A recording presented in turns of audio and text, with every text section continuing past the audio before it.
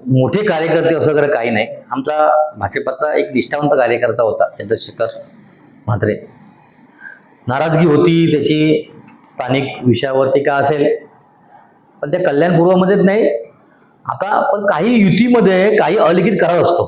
तो करार होता आमचा की बाबा शिवसेनेच्या कार्यकर्ते पदाधिकारी ही भाजपाने घ्यायचे नाही आणि भाजपाचे कार्यकर्ते पदाधिकारी हे शिवसेनेने घ्यायचे नाही, असा एक अलिखित करार होता.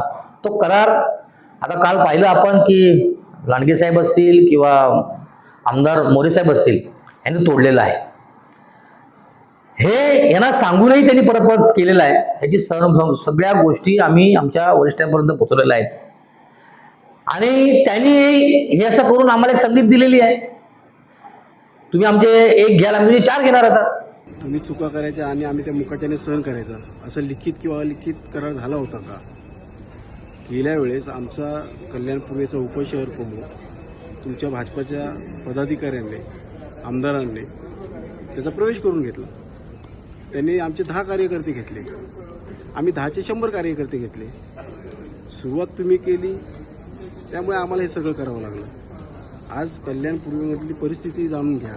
आमच्या कल्याणपूर्वेतल्या शिवसेनेच्या पदाधिकाऱ्यांना भाजपाच्या तुमच्या वरिष्ठ नेत्यांकडून किती त्रास होतो ह्याची कधी आपण चाचपणी केली का? त्याची पण थोडी माहिती घ्या. भाजपाच्या पदाधिकाऱ्यांना तर त्रास आहे, पण आमच्या शिवसेनेच्या पदाधिकाऱ्यांना सुद्धा त्रास आहे. या सगळ्या गोष्टी आज बोलण्यासारखं खूप काही आहे, पण तुम्हाला एवढंच सांगेल की सुरुवात तुम्ही केलेली आहे आणि त्याचा एंड आमच्याकडून होतो आहे.